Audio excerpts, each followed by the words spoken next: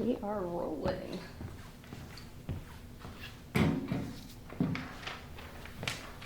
this to make me feel more professional. Not like I scribbled it down 30 seconds before we started. But you thought about the questions earlier. Absolutely.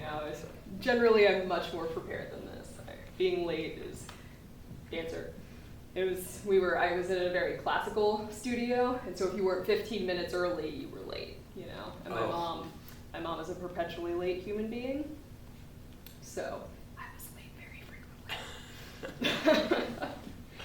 So, would you mind introducing yourself and talking about what you do for the department? Sure. My name is Tony Shay. I am basically the historian for the dance department. All of the arts, and this is not well known in academia, are divided between studio and theoretical historical. Sure. And so in the theater department, for example, there is normally a chair that is devoted to theater history. Mm-hmm. So in the dance department, in the unusual way in which it grew, most people don't know this, but dance was not considered an art, but a suitable form of physical exercise for young women. Mm-hmm. And so around the year 1900, dance was introduced into school systems from kindergarten through the university so that young women would have a way of being able to have physical exercise. Prior to that time, it was thought that obviously we're talking about middle-class white women, that if you did any kind of extreme physical labor or exercise, it would damage your childbearing capacity. So at the year 1900 was kind of a change, and so dance became part of the physical education department well into the 1960s. Mm-hmm. Here it remained in the physical ed department at Pomona College mm-hmm. until the 70s. Mm-hmm. And Janice Pipes, who was the head of the dance program at that time, fought to get it taken out of physical education, and so they attached it to the theater department. Gotcha. And until this century, mm-hmm. We didn't even have a tenure track position. Only theater had tenure track positions. In dance, everything was year-by-year contracts, including the head of the program. So Lori Cameron at that time was the head of the dance program, and an outside group of people came to Pomona College to give us accreditation. Mm-hmm. And they looked at the theater and dance program as a unit, and they said, first thing off, why does theater have 8 tenure track positions and dance has none if this is a theater and dance program? So school was told, if you want to be accredited, you must, over the next decade, hire 4 tenure track positions mm-hmm. to match the theater program, even though we had enrollments as high as the theater department. So the dance program right off hired Lori as a tenure track person and gave her tenure. Mm-hmm. Then when they said the second hire, do you want, and this was in 2008, just at the time when we had the huge economic crisis. Mm-hmm. For your second, she said, now for the second person, do you want another studio person or do you want a scholar? Well, this is Pomona College. We want a scholar. They know how to deal with scholars better than artists, right? Definitely. So I was already teaching courses called things like Balkan dance, Middle Eastern dance, which would be part studio, part scholarly, and then I had a course that I would teach, and this was like every other semester. I would teach a course in world dance traditions because they wanted a nod to cultural diversity. So that's how I came to Pomona. How I got there was I grew up in the Cold War, so this was a highly political time. Sure. In 1958, the Soviet Union and the United States had been wrangling over a cultural exchange. Stalin and Truman knew throwing atomic bombs was not going to be the best solution for anyone, right? So the Cold War came, and after a couple of years of wrangling, they finally came to an agreement that the first part of this cultural exchange was going to be the appearance of the state ensemble of folk dances of the peoples of the Soviet Union.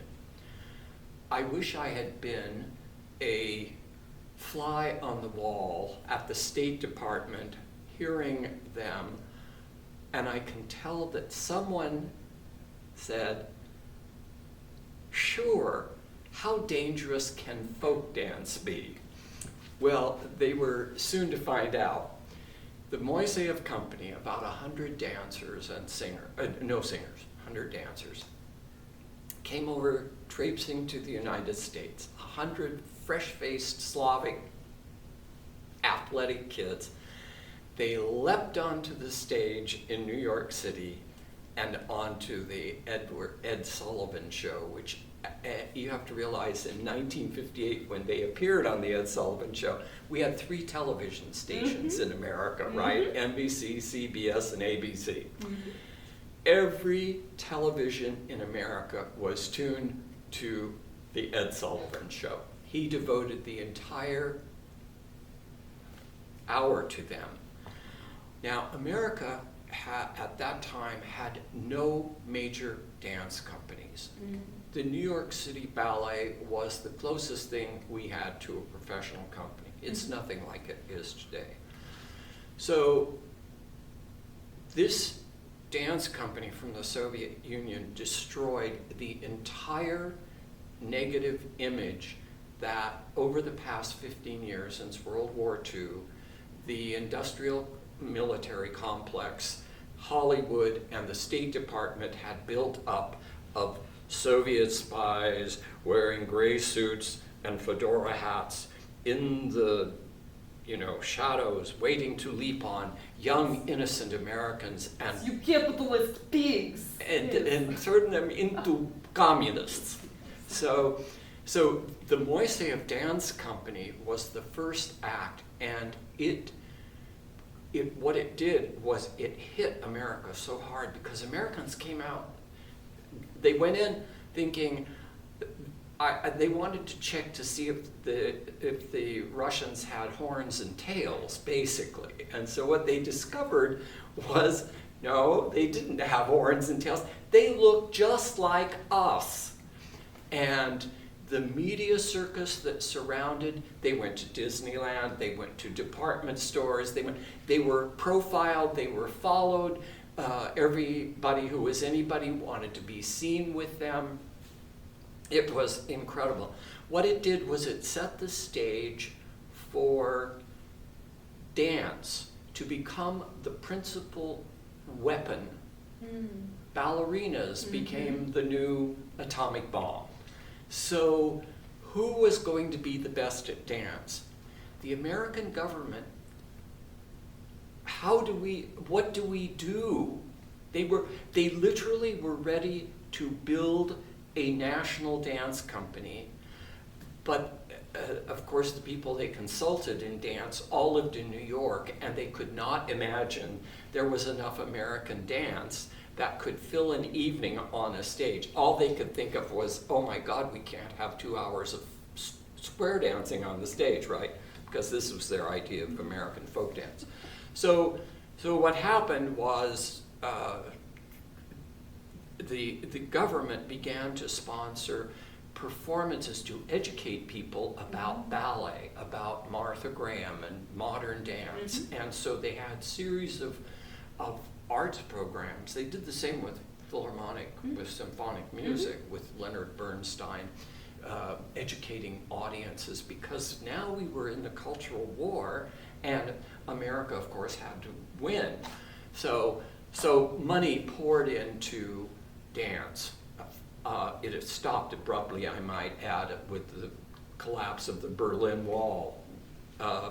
And so I, as a 20-year-old, on seeing this company and having been, at that time, recreational folk dance, international recreational folk dance, they called it, was a big hobby in America. A lot of people indulged in it. And I began folk dancing in '54 when I started in college. And I had never danced before that. I mean, dancing was something, I came from a very poor working class family. It was not something that was even contemplated. Dance was an expensive thing. Lessons were expensive. And most families would not have approved of young boys dancing at the time. In any case, I had no dance experience. My experience was in music. That was my big outlet. It saw me through all the trauma of childhood and adolescence. And so I began this dancing. When I saw this company, I said, this is what I want to do. And so that's how I began to be pulled in. Now, it wasn't something I just wanted to do. Every country that saw the Soviet Union's National Dance Company, which we called the Igor Moiseev Dance Company because he was the director, founding director. And I got to meet him because I was in a dance group. When they came to LA, they filled the Shrine Auditorium. Picture a week or two of this company filling the entire 7,000 seat hall night after night, and afternoon matinees, people paying 10 times the price of the going ticket just to get in to see the concert. I mean, it was something we have not seen since that time. Americans had never seen dancing like that. The synchronization, and of course, and this is part of my education, my growing up, and being in the PhD program, which I'll talk about in a moment, I had no idea that, for me, this was dance, and all I was seeing was dance. The politics of it only came to me afterwards, right? But every country, Mexico with Ballet Folklorico, the Philippines, Iran, all of Eastern Europe, everybody founded a national state-sponsored folk dance company. It was the era of it. We had every month Bulgaria, Hungary, Mexico, Philippines, Cambodia. I mean, everybody was sending dance as their major. It's nonverbal, it doesn't require language, doesn't require anything. It's spectacle. And but for me, it was the beginning. I began a dance company in late 1959 at UCLA, where I was going to library school, and I had participated in recreational activities. Now I wanted to stage it. I built a company that became, it was originally called the UCLA Village Dancers because that was the name of the recreational group that existed on the campus. It was a student group. I created a group that grew to almost 100 people. The company traveled all over the United States, and after the New York City Ballet, the National Endowment for the Arts told us we were the most sought-after company to perform in the entire country. We had, because it was my dream, all live music. All my dancers had to sing, and we became the first company, the first California company that the Music Center sponsored in annual seasons. Mm-hmm. So the company, and none of us got paid. I was a librarian for 30 years, so I could sponsor this habit. So we specialized in the dances of Eastern Europe and Middle East and Central Asia. Mm-hmm. That meant that in order to stage and choreograph and put these dances on stage, I was doing a lot of research, anthropological research. Who are these people? Who are the Serbs? Who are the Croats? Who are the Turks? Who are these people? And I did enormous amounts of reading and study. I mean, I loved it. Don't get me wrong, it wasn't a chore. And I would study all the details of the costumes. I taught myself Serbo-Croatian and Persian so that I could indulge in this hobby, and which really was my life. So I worked at the city library for 30 years. I was a head of one of the branches, and this was my room and board money, right? So after 30 years, I retired. It was 1992, and the University of California at Riverside announced they were opening the first PhD program in dance history and theory in all of North America. So I'm retired. I'm still directing a company, and I've set up things so I'm able to do this, and I have now, of course, a lot of free time and a pension. So I thought, what a nice thing. I'm going to go apply to this program, and if they accept me, I'm going to use this as the cherry at the top of the cake of my artistic life. What a nice way to finish it off. So I went to UC Riverside, accepted 4 new students into the program. They had 3 other students who had been in their master's program that they allowed to transition into the PhD program. So there were 7 of us. They had already pretty much completed their coursework, but there were 4 of us basically. So 2 dropped out. So I started the program. I was their first graduate. I graduated in 1997. I was 60 years old. And they did a big story in the local UC Riverside paper because nobody that age had ever gotten anything but a complimentary or honorary PhD, right? I had done all the work.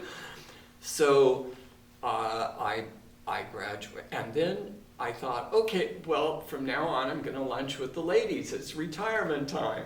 So Pomona College sent out word that they needed someone to teach a class in world dance traditions. So I began, so I put everything I had worked on, and I came here, and I was adjunct faculty. I would teach a course maybe in the fall of each year, and then well, I told you about how the dance department was going to hire someone, so I thought, oh my God, it was 2008, I was 72 years old, and I'm thinking, do I really want to do a full-time thing? And I thought, yeah, I really enjoy it. So I was in the finals, and they hired me. So here I am. I've already gone through tenure, and I had to work my way through it just like everybody else. And they allowed me to fast track because having worked as an adjunct faculty, I had built up a record of student evaluations that was, but a school like Pomona needs to know that there's a good rapport between the professors and the students. So student evaluations are very important in considering someone for tenure. So I got tenure, and then some years later I became a full professor. So that is how, I grew up in South Central LA, which was a racially, culturally, linguistic, very diverse place to grow up. And it was, so I have an appreciation for students who are coming in who come from working class backgrounds, who this is their first member of their family, as I was of mine. And because of my age, I can remember when college was something most people never even thought of. What revolutionized it was the GI Bill of Rights, which happened in World War II, so that anybody who was a veteran could go back to school and bring themselves up. It was probably one of the most revolutionary things that ever happened in America. And I saw people like myself. I had not been in the military because my age group was between all of the different wars. I was too young for Korea and too old for Vietnam. Timed it just right. Yes, it was, well, my mom did anyway. But I think growing up as someone who had never aspired to college, much less to think about coming to a prestige institution like Pomona College, I really think it helps me be a better professor for my students, because I grew up in that kind of diversity and know what the idea of Pomona College. My family wanted to get out of the dirty city. My dad had been in the LA Police Department. We moved up to this ranch in Oregon. No hot water, no plumbing. It was an education in itself. I'm sure. It was 440 acres, backbreaking work. My family knew nothing about agriculture. By the time 4 years had passed and we ultimately lost it in 1954, in the middle of my senior year, it was, I was a much better adapted just because of my age than my mom and dad. I was really good at farming by the time we got out, but it was pretty bad, and the prime farm prices had dropped under the Eisenhower administration. That really dates me. And so we came back to LA, and that's where I discovered dance. And until that time, I really wanted to be a musician. My big thing, I started out playing string bass, but I transitioned to playing flute. And my big dream all through my junior high and high school years was, and even through college and university, was I wanted to be the principal flute of a major symphony orchestra, the Philadelphia or the New York Philharmonic. That was my big dream. But I got caught up in this folk dance things, and I met all these students from various countries at Los Angeles City College, which was at the time handing out visas to international students like they were playing cards at Las Vegas. But it changed my life because suddenly I met people from the Middle East, an area I was totally unaware of. The high school I went to in Central Oregon had no foreign languages. So it was 500 kids, and we were all being taught acetylene welding and farm management and that kind of thing.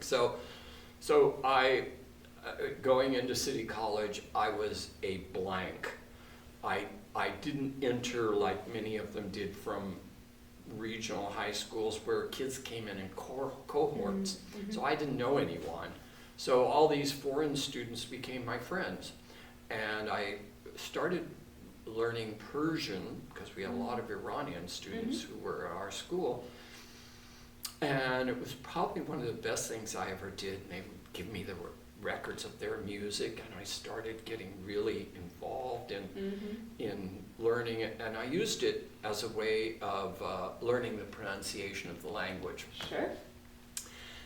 What happened ultimately is because I learned to sing in the language, I was invited to the Iranian student convention and the Shah came from Iran there were 10,000 students at that time from all over the United States. And they had built a student orchestra, and I sang for him. So 6 weeks later, I'm on my way to Iran.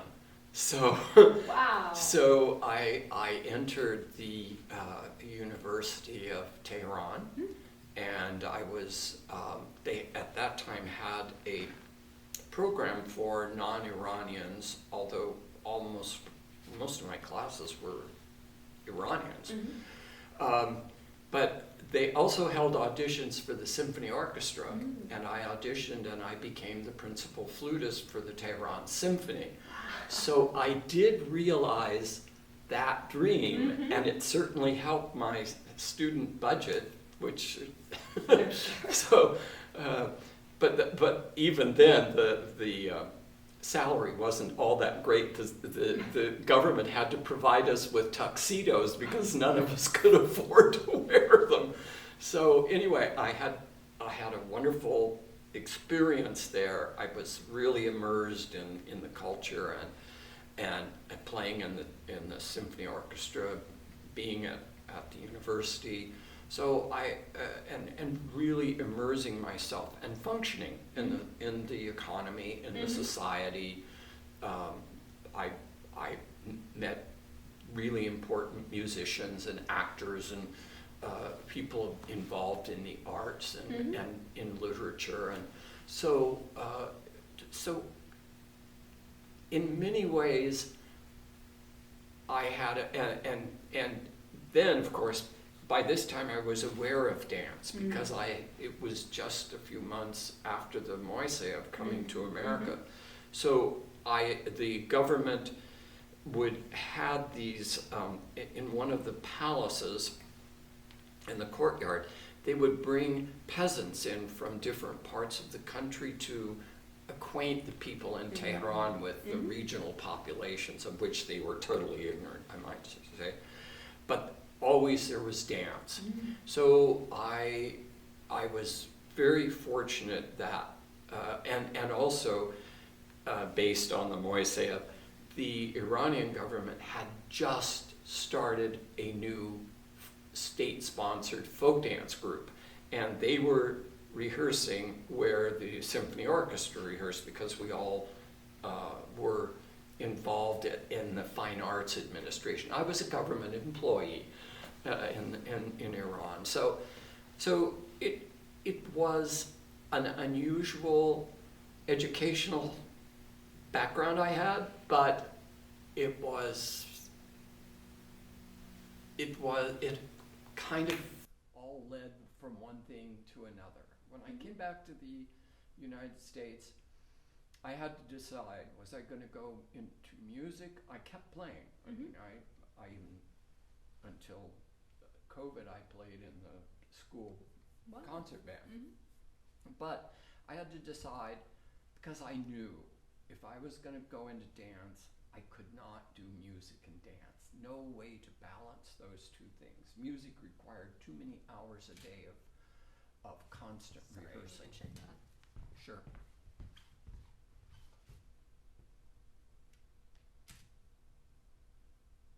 Are you kidding me? Okay, that's weird. It recorded. We'll start back up there. We're okay? Yeah. Okay, so I presume you're going to edit. Yes. Yes. So, so yeah, that's how I got in. Going back to school after 30 years, I had always loved learning. I mean, I guess that means more to me almost than anything. So going back to school after a hiatus from education, I mean, postmodern English was like learning a foreign language for me when I went back to UC Riverside. But I have to say that maybe being a mature student, one of my professors said, we were really worried about having you in class because we were worried that you would be set in your ways of thinking. But when I entered, even though I had this experience working with a large dance company as a choreographer, as an artistic director, I learned a lot of flexibility. I wasn't paying my dancers. They had a 50th year anniversary back in 2013, and they asked me to talk about the founding of the company and everything, and I said, you people all put yourselves in my hands. I started out one night a week, then we went to 2 nights a week, then we went to 4 nights a week, and Sundays from 1 to 10, because you can't maintain a professional level company. And this was throughout the year. And I said, you people put your lives in my hand. And I don't know that because it was 1960 that I began it, and it really lasted until the 1990s. I don't think today in this country we could have done that. It was a child of the 1960s, which, as everybody knows, was a period of great turmoil. It was a time, because the 40s and 50s have been a time of such conformity in this country, and the idea of going out in the suburbs where everybody looked like you and lived in a house that looked like your house, and people had lost any sense of cultural identity. And the idea of being a Serbian on the stage for 15 minutes while you're dancing and wearing a costume, you could have a new identity, and a glamorous one. Nobody I knew when I was a kid listened to interesting music or had interesting food. Only the kids who were like Armenian or Greek or Jewish background, they had cuisines, they had interesting music, they had costumes they wore. We had nothing. And I think that is why so many young Americans, and especially at the higher education levels, folk dance became a thing. And once Amman began, companies all over the United States began to emulate us, because what we did was so incredible that we could not be distinguished from professional state folk ensembles from those countries. And I became very close friends with people in those companies. I would go to Croatia every summer and work out with the National Dance Company, and those people they had come here first on tour, and we became so close that to this day I get mailings of their annual stuff. I go there from time to time. It became such an all-consuming life, and it gave us an identity. And we had about some of the former members had set up this 4-day conference that we were going to have a reunion, and I thought, who's going to come to that? 500 people came, and we discovered how many people had passed away at that time, because we were all in our 60s, 70s, so on. But every single one of them said that being a member of Aman was the most important thing they had ever done in their lives. And I mean, and so what that experience did was to now, as I'm going back to my PhD program and evaluating what was that all about, was probably the most exciting intellectual journey I ever took. So I wrote about not the dances and how to do them. This was not what I was going to be doing.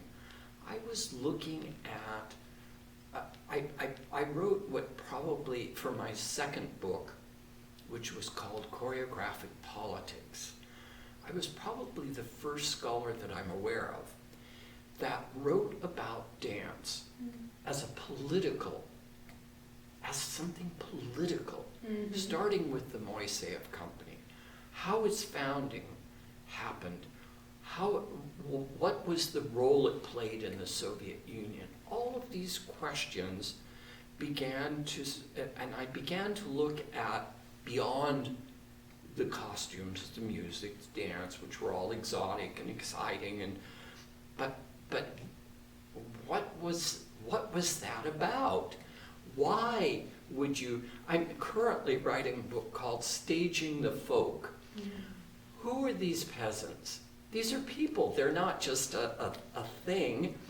And so my intellectual career was taking a look at all of the things that I had been doing, but to contextualize them, that lived experience, in a way that my students can go to a dance performance and look beyond the obvious.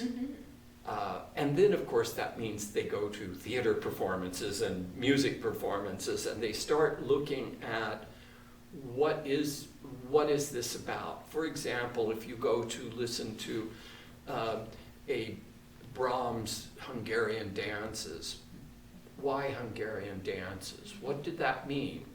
And so that brings up issues of nationalism, of ethnicity. Well, what is nationalism? So all of these questions that came up during my looking back at what I was doing is basically the core of what I want to bring into the class, because it means that it's more than just going to look at a theater performance. It's all of the things. Like, one of the things that I began to look at was, why were actors and dancers so despised until really my mother's era? In my grandmother's time period, an actress was no better than she ought to be. In other words, actresses were considered to be prostitutes. Why would you appear on a public stage?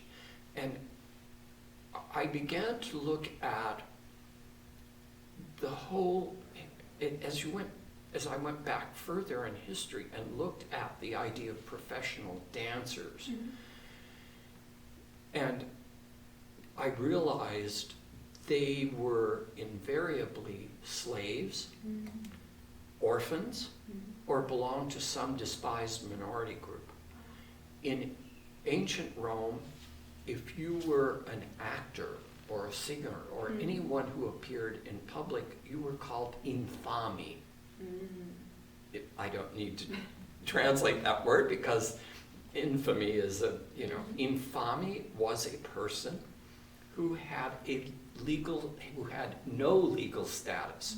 You could be seized and beaten and your body maltreated in any way because you had no rights. You could not be buried in consecrated ground. All of these things, and yet the figure of the pantomime dancer in ancient Rome began around the time of the switch from Republican Rome to Imperial Rome. These are two very different periods in Roman history in many ways. Pantomime dancers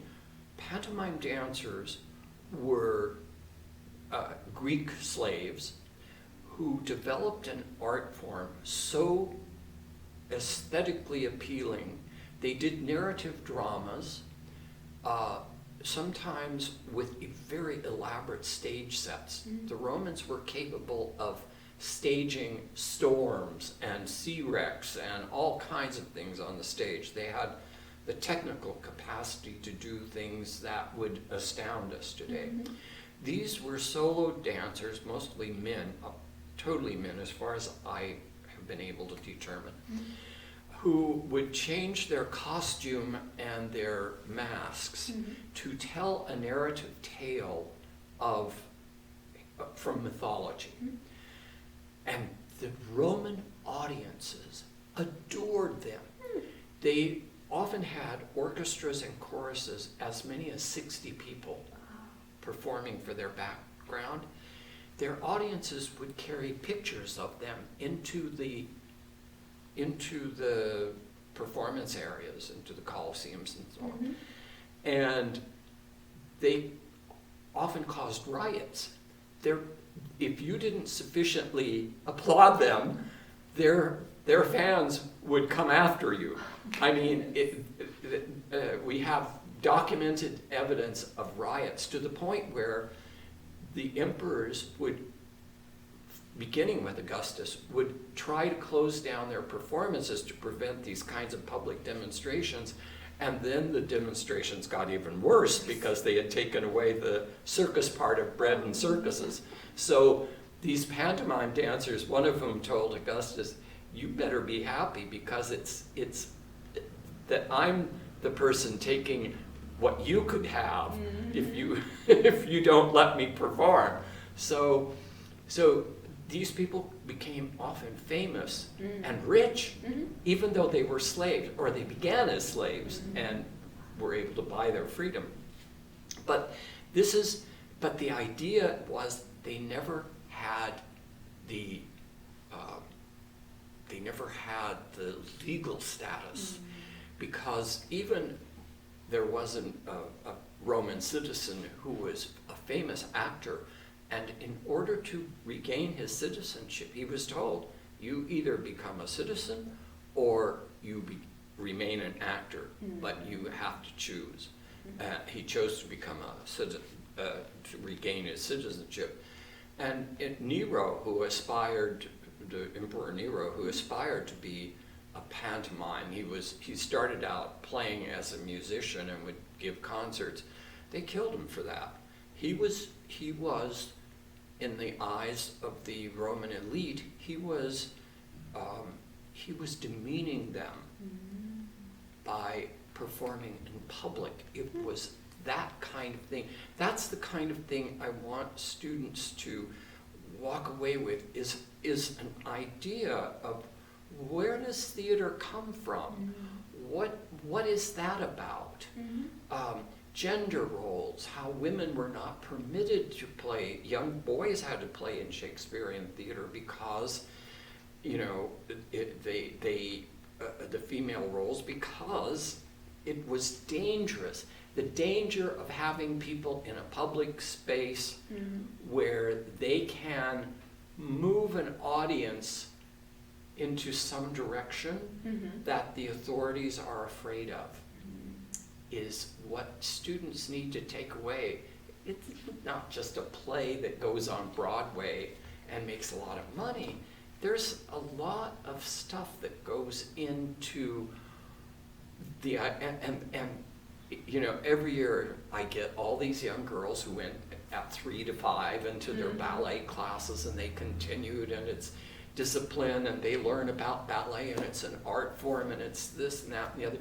When they come into my class and they discover that ballet, for instance, is a political act, that ballet began as a male form, because who taught ballet at the court of Louis XIV? The fence teacher, the fencing master was the ballet master. He taught the children how to behave themselves. And if you could not do ballet, you were not able to fence, because the ballet technique was what lay at the foundation of fencing. And a nobleman who could not fence could not defend himself and his family. So therefore, the art of the ballet, which began in the courts of France, began because of the idea that this was a male-dominated art form that the female dancers all had to dance, because, of course, the ballroom dances were the same as those used in the court things. And so it's hard for students to think of this, because we have effeminized ballet throughout the 19th century to the point where everyone thinks of ballerinas. The male, you know, stands there and holds her up while she does, you know, 32 fouettes or whatever it is she's going to do. But the idea of where did all this come from, and how did we get to where we are? I remember one of my students, when she came to my class, and I was teaching a history of concert dance on the global stage, and we were rehearsing this. She said, why did no one ever tell me that? She had come through 15 years of lessons and never knew the history of how ballet got to be the way it was. Yeah, wow. So that's basically why I love what I do, because in the secret heart of every professor, I have to say this, is that moment when a student says, I never thought of that. It's my favorite phrase. A student can't give me a greater compliment to say, I never thought of that. I never thought dance could be political. We all thought it was something that you go out to a club with friends, or you go see a Broadway musical or a Hollywood musical, or you go to a ballet performance, or Martha Graham or Alvin Ailey. This is dance as art and entertainment. How could it possibly be political? And so that's the kind of thing that hopefully I bring to my classes, because to me it makes what we do so much more exciting than just rehearsing for a role in a well-known play. That it brings to us an historical depth of where these activities are, what kinds of roles they played, who was allowed to do what. Even with the dance, these national dance companies, I can put up the performance of the Bulgarian State Dance Company, right? And show it to my class and they're impressed. They sing, they dance. If you were to look at an evening concert of this group, you would never know that in Bulgaria there exist 1/10 of the population who are Turkish.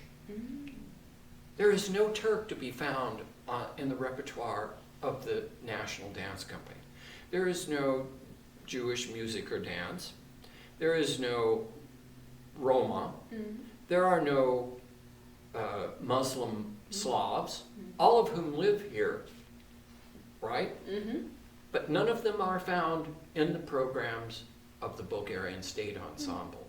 So what I teach my students to look for is not only who is represented, but who is not represented. If you look at the Serbian State Ensemble, they have a gypsy dance, and they call it gypsy, Cigan, not Roma. It is so fraught with negative images that, and I gave a paper about it. This is the image that Serbians have of their Roma population. And I remember I gave the paper in Montreal at a dance conference, and this woman, Serbian woman in the audience, says, well, isn't that how they are? Everybody in the room just... Yeah. So this is the kind of thing we look at. And we look at things like hula. What does hula mean in Hawaii? Because our notion of hula comes from really cheesy films from the 20s and 30s and 40s. Or, you know, white girls in cellophane skirts and Betty Grable. And then we look at tango. We look at these dance genres that have ethnic references. I call them ethno-identity dances because they are so, they are the embodiment of a particular way in which people construct their identities. Actual hula in Hawaii traditionally was, Hawaiians have no word for dance. Hula means the combination of the poetry, the context in which it is this held in a sacred spot in which only male performers performed prior to the missionaries? Is this a banquet in which a chief is going to be, paramount chief is going to be lauded through? So the movements accentuate, decorate, embellish the poetry. Hula without poetry does not exist. And there is no separate word for music or for dance in the Hawaiian language or in any Polynesian language.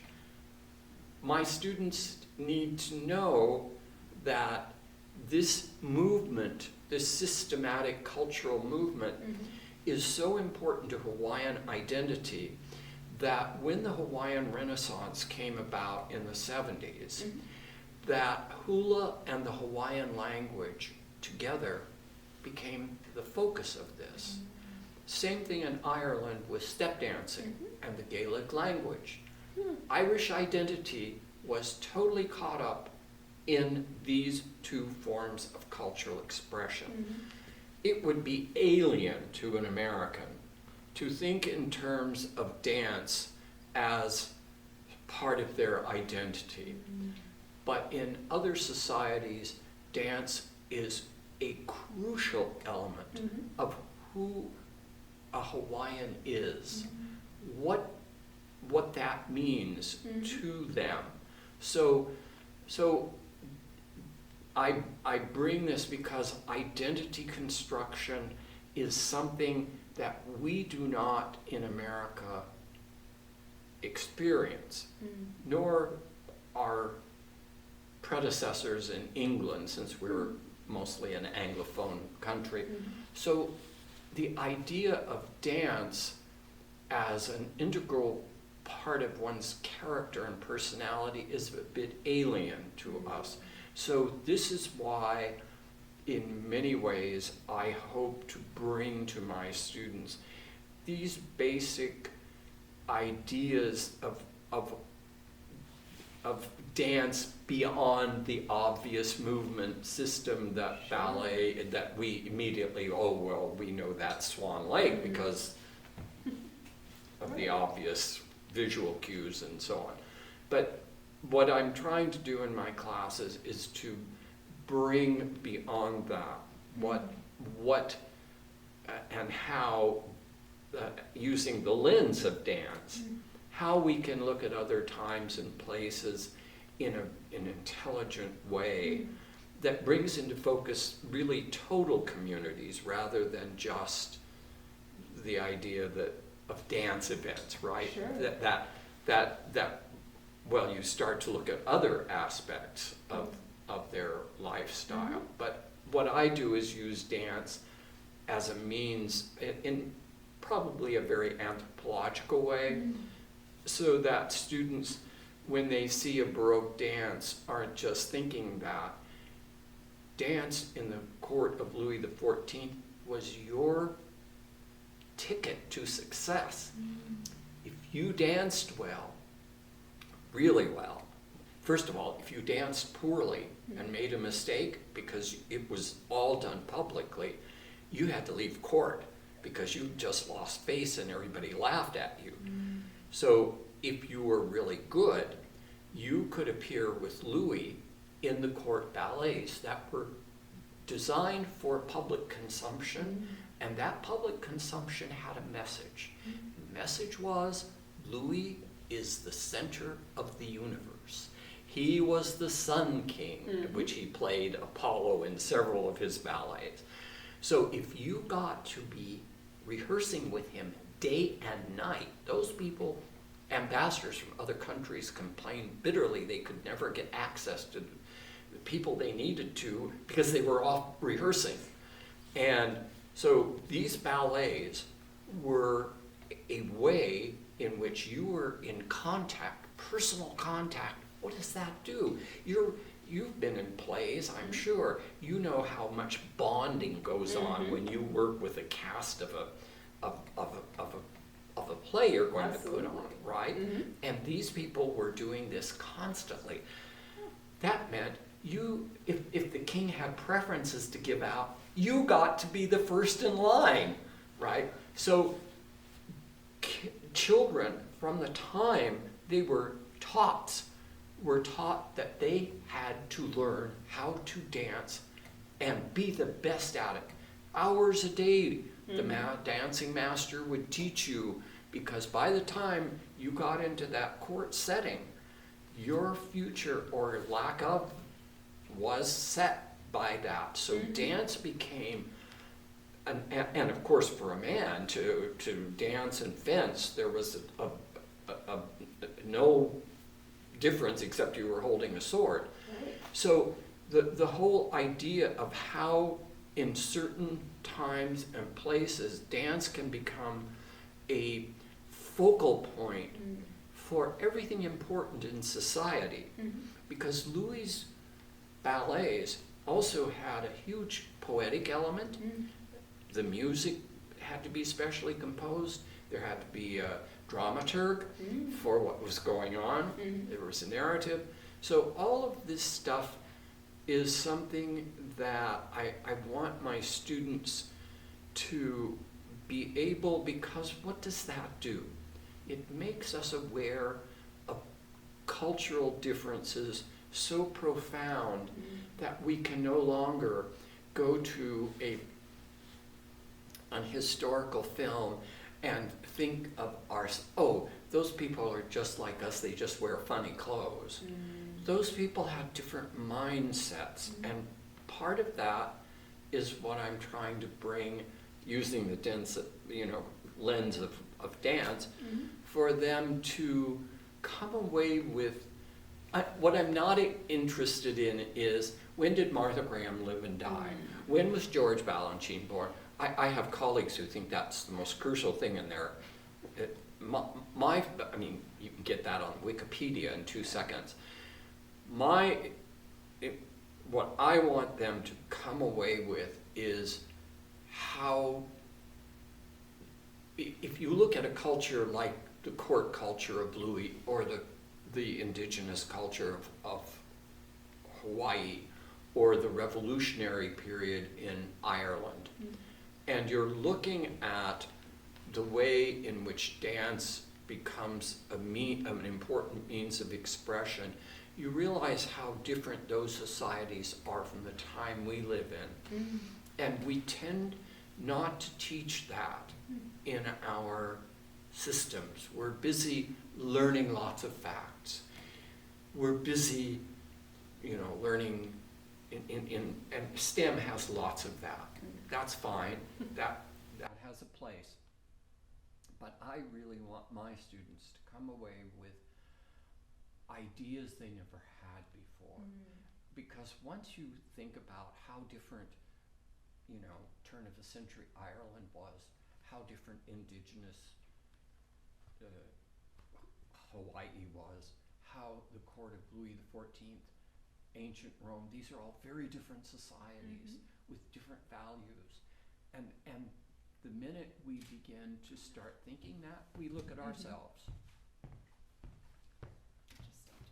All right, are you okay to go on to the next question? Sure. Okay, great. I've talked you out. Yeah, well, you talked the camera out twice. That's pretty impressive. Shouldn't do that. I'm not sure why it's doing that. It's all right.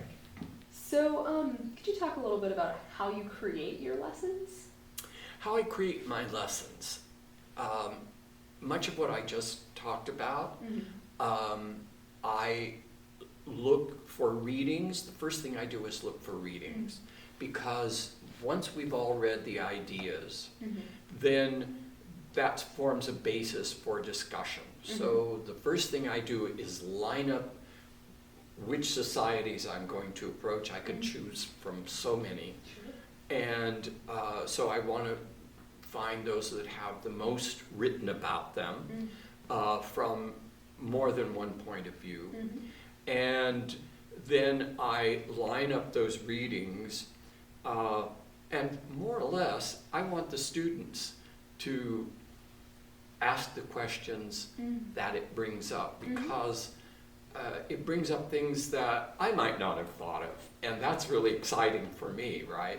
So I try to line up, like taking 5 or 6 different societies and focusing rather than doing a hop, skip, and jump of 28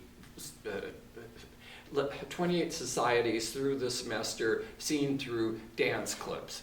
I'd rather focus on hula for 3 weeks and tango for 3 weeks, Irish step dancing for 3 weeks, so that we can look in some depth and that the students carry away with them ideas of different times and places and how dance figures within the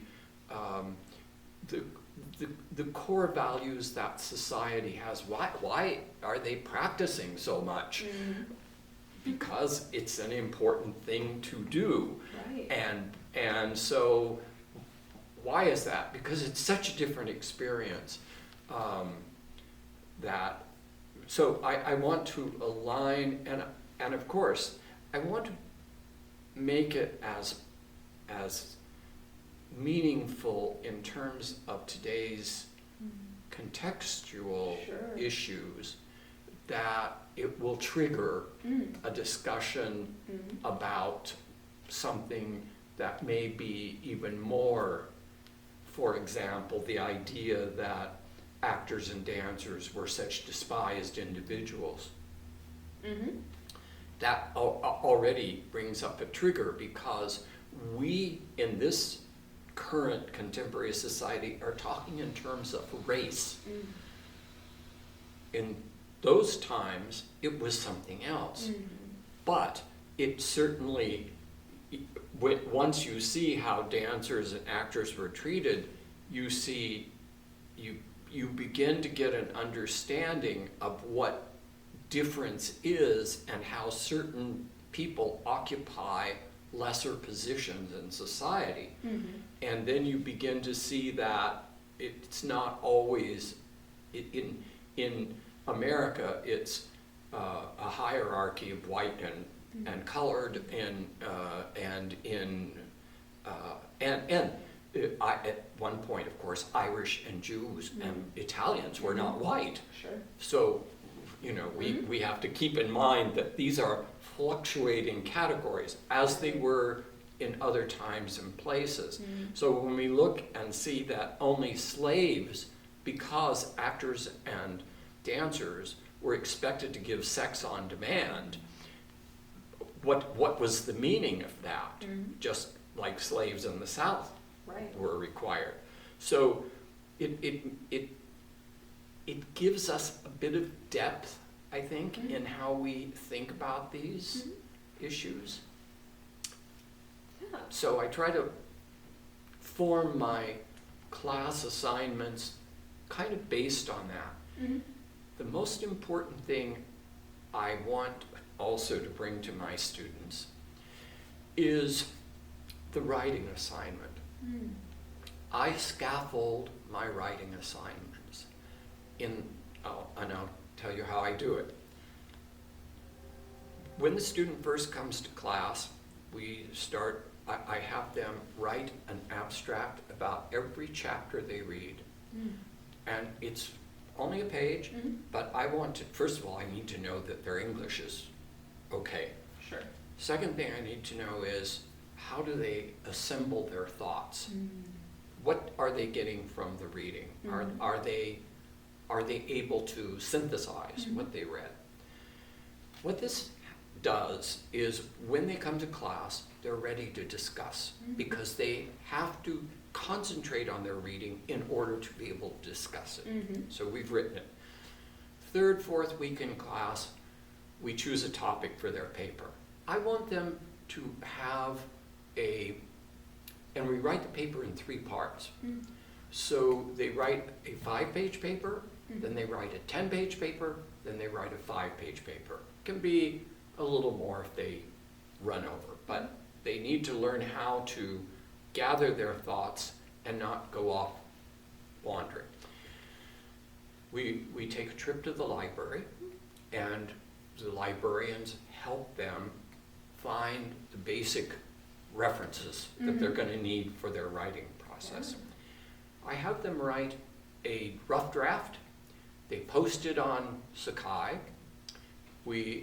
Everyone in the class is required to read everyone else's paper and to say, the assignment is, what would make this paper better? So each of them reads the other paper, and we go around the room, and it's amazing the skills that my students acquire in being able to evaluate good scholarship, good writing. The student then takes the comments they're given. They're not required to make changes, but they know if 5 people in the class tell you, the subject sentence that your argument, your arguable thesis is in the end. Why don't you put it in the second paragraph?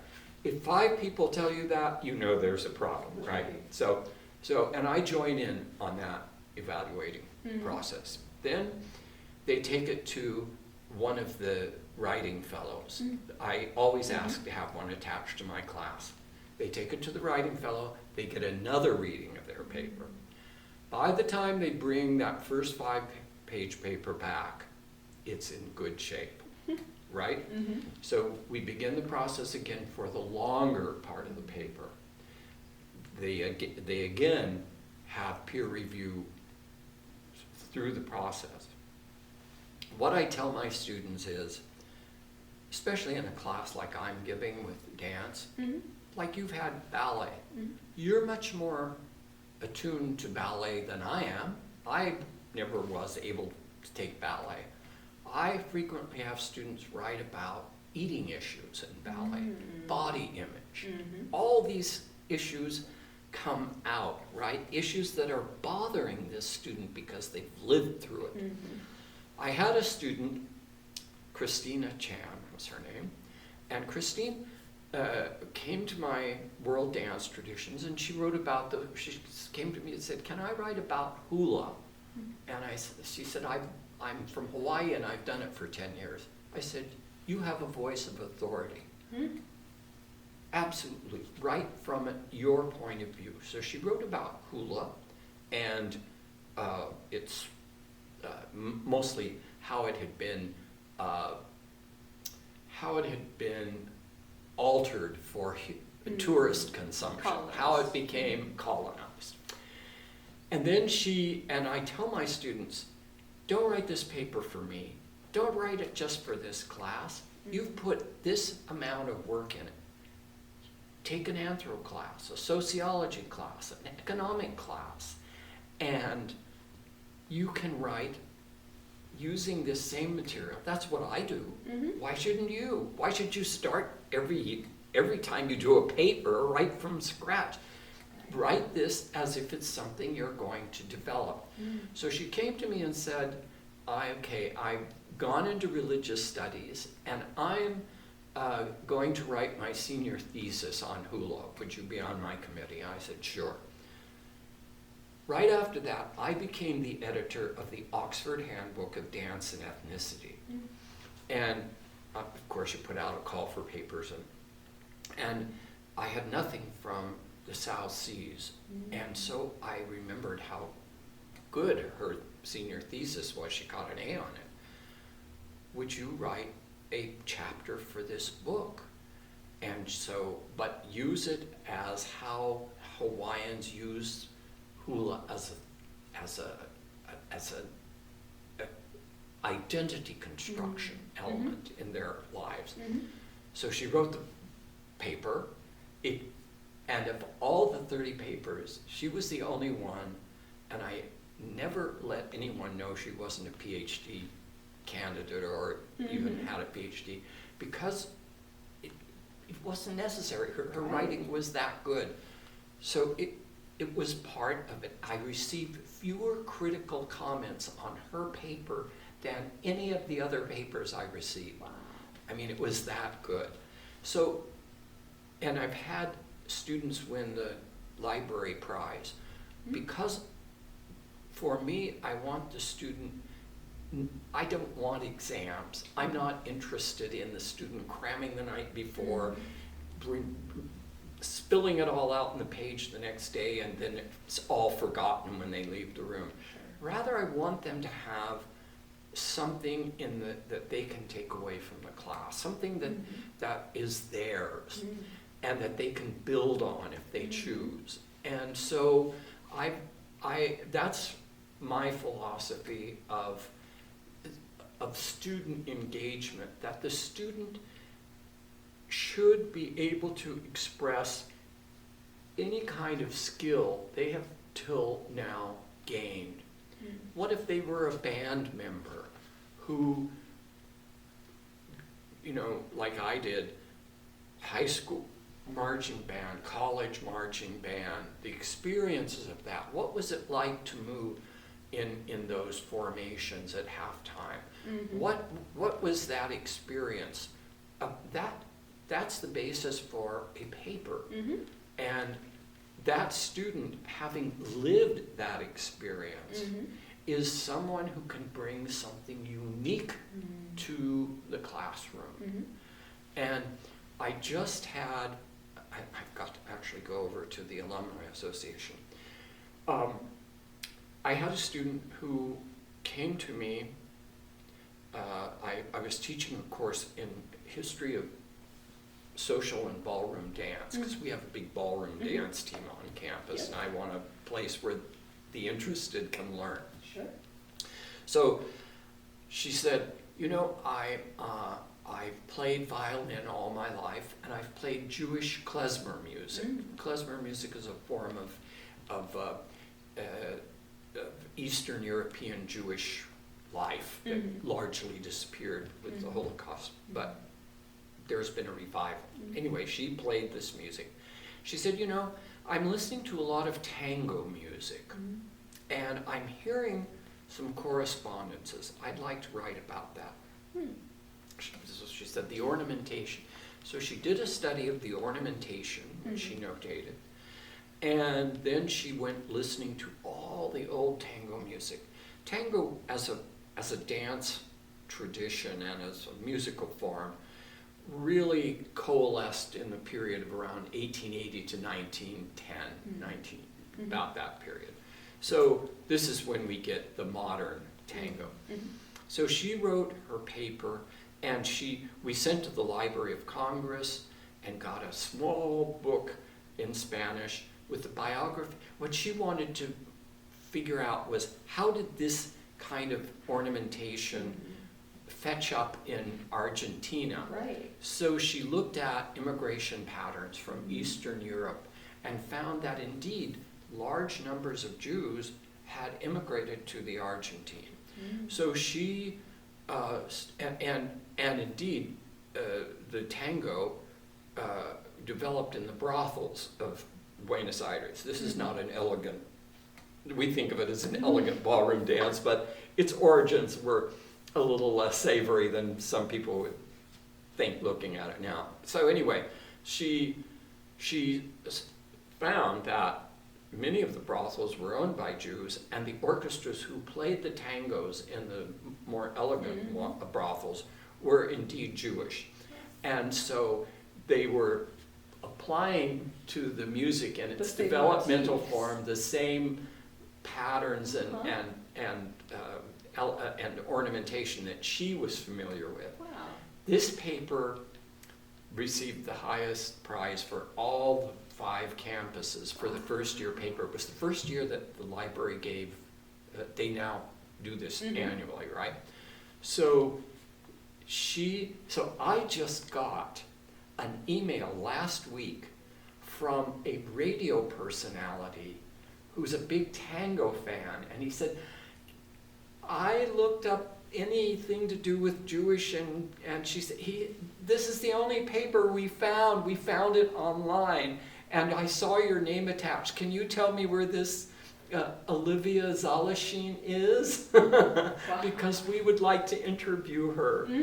So that's what I want my students to have. I want them to be part of the educational community, not passive recipients of knowledge, but rather someone who can come in and from the very outset, it's like a cocktail party, right? Scholarship is a cocktail party. Some people come earlier, some people have their conversations are going on, people join it, people leave, and this is the same way. Education is the same thing. You bring into it your very own specific, like we were talking earlier about living in North Carolina and what your lived experience is from mine who have never lived there. Right. And how you have a viewpoint that I can learn from because I didn't live it like you did. And you know, that is, I want each student to feel that lived experience is something that's unique to them and that they bring to my classes. They often, usually, they come to class and they think, okay, the professor knows everything and I know nothing, and of course in ID1 we tell them, we're here to change all your bad habits from high school, and you learn nothing there, and we're here, or you learn dreadful things there. And of course what I'm trying to do is salvage what they did learn that was useful, and rather than let's start from scratch, right? So I want my students, basically, that's my philosophy. I want them to be an active participant in their learning process. I'm not here to open up their head and cram down a bunch of data. Right. I really want them, but I want them to feel valued as a human coming into my class. You're family experience, where you lived, how you grew up, who your neighbors were. All of this is playing in to the individual you are, and it should play a role in the unique experiences you're bringing to our campus. And in my classes, I want to bring that out and have the student feel that they are contributing rather than that they are just filling in an assignment. Amazing. I'm gonna stop Sure. it real quick before it dies. Before it does its thing again. All right. Yeah. And then that was all my questions for you. That's fine. Do you have anything to say to the people back home?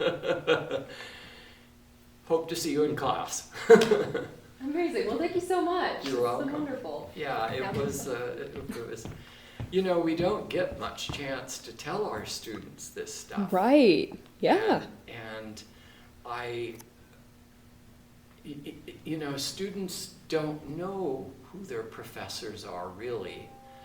And I want them to know that, you know, I was you. So I get what you're going through, and I was you that didn't get to come to a place like this. The idea of coming to a privileged college would never have occurred to me.